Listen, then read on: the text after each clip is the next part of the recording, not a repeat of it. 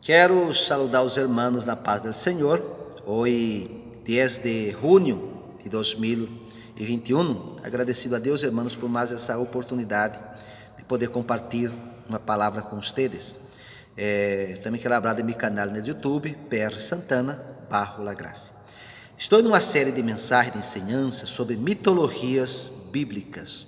Aquilo que hablam, mas não está na Bíblia Sagrada. Hoje eu quero trazer cá essa parte maldição hereditária. A maldição do padre pode vir sobre o filho. A maldição do filho pode ir ao padre. Será que há maldição em uma família? Como que nós podemos definir isso biblicamente? Primeiro eu quero ler um versículo em Êxodo 20 que habla sobre isso, não é verdade? Mas a Bíblia, ela interpreta a própria Bíblia. Vou ler aqui para não ser parcial.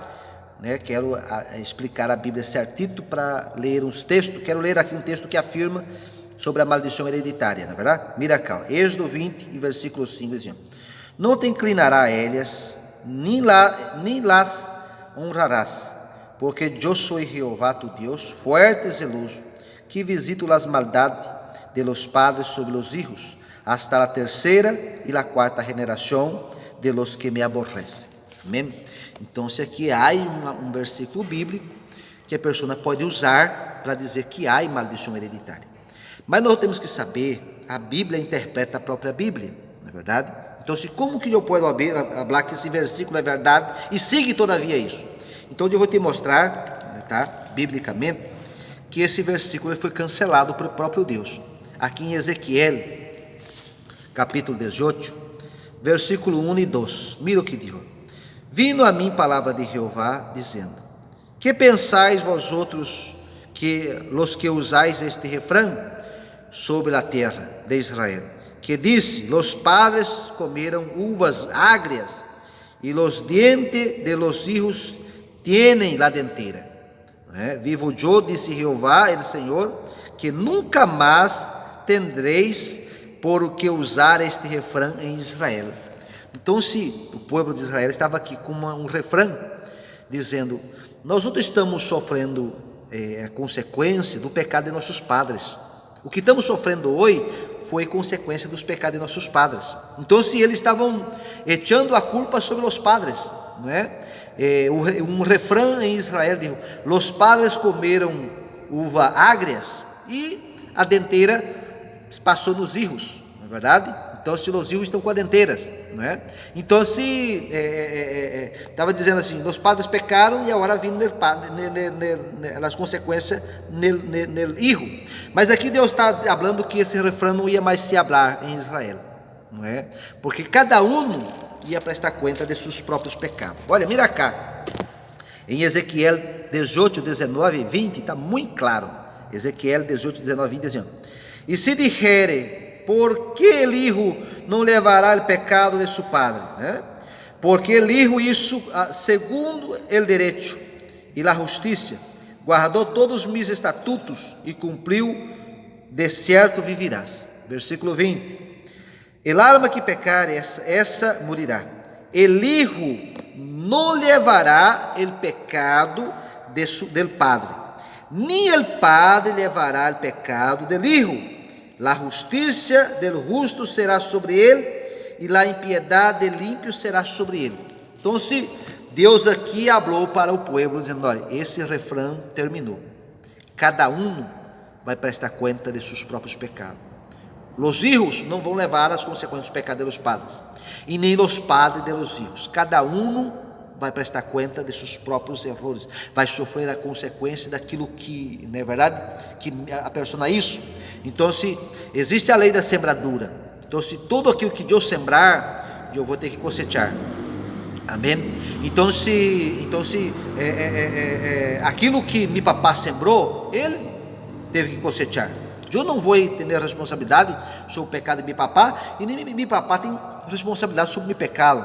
Então, se não existe esse refrão ou essa mitologia de maldição hereditária, Deus deixou muito claro aqui. Agora, se meu papá foi isso pecado, sofreu consequência de seus erros, isso coisas malas, e eu sigo fazendo coisas malas e fazendo a mesma coisa que meu papai isso, eu não estou sofrendo as consequências daquilo que meu papai isso, eu estou sofrendo a consequência daquilo que eu estou fazendo.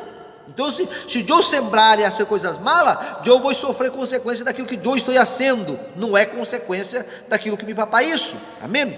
Mira cá em São Juan, tá? São Juan capítulo 9, mira o que Jesus falou, né? São Juan capítulo 9, versículo 1 e 2 e 3 assim, ó. E passando Jesus viu um homem cego de nascimento. Mira o que os discípulos falaram para Jesus.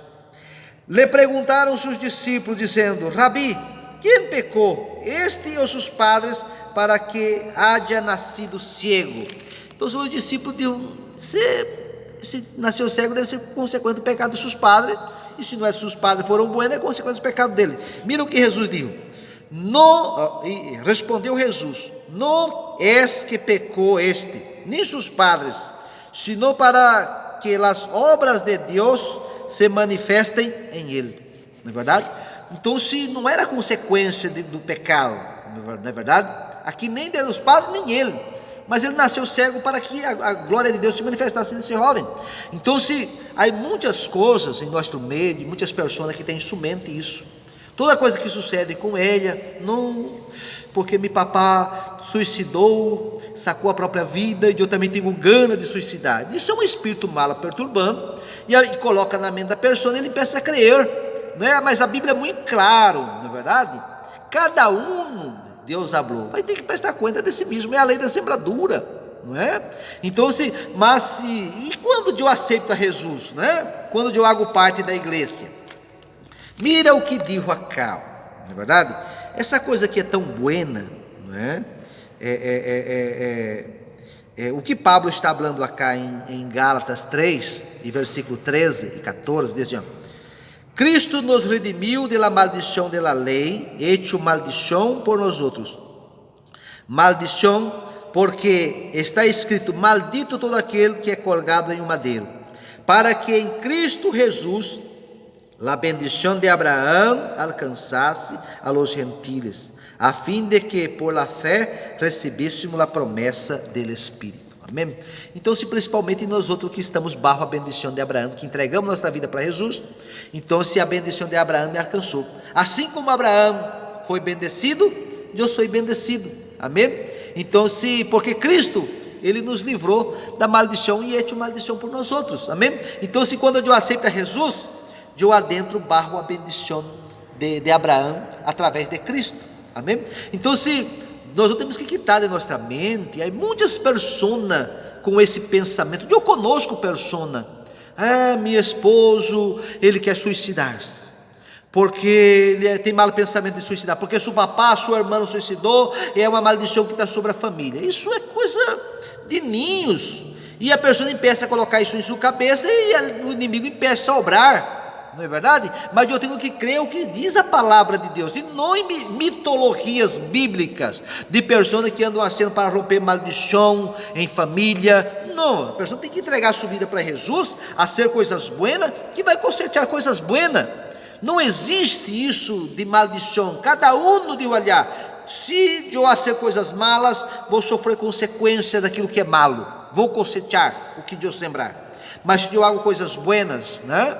E se eu entrego minha vida para Jesus, muito mais todavia, sou bendito como o credente Abraão, e não há maldição nenhuma sobre aqueles que entregaram sua vida para Cristo. Nadie pode me bendecir, né? Pode mil hechizeiros ser hechizo contra mim, persona, que isso não há possibilidade de tocar em mim. Amém? Então, se meu irmão, você que está aí, pensando que está mal por causa da maldição de seu papá, levanta a cabeça, isso não existe. Amém? Muitas vezes carregamos nossa mente com tantas coisas e começamos a crer naquilo que não é bíblico. Deus deixou muito claro: não levará el hijo o pecado del padre, nem el padre o pecado del hijo. Muito claro em Ezequiel 18, e Jesus também falou, Pablo falou que estamos bajo a bendição de Abraão. Amém? Então, se deixo essa mensagem para deshacer mais uma mitologia bíblica sobre maldição hereditária. Não há, base bíblica para dizermos que todavia existe. Deus cancelou isso em Ezequiel 18. Não vai mais discutir esse refrão. Cada um vai sofrer consequência por seu próprio pecado. Deus que lhe bendiga. Queda com essa palavra em nome de Jesus.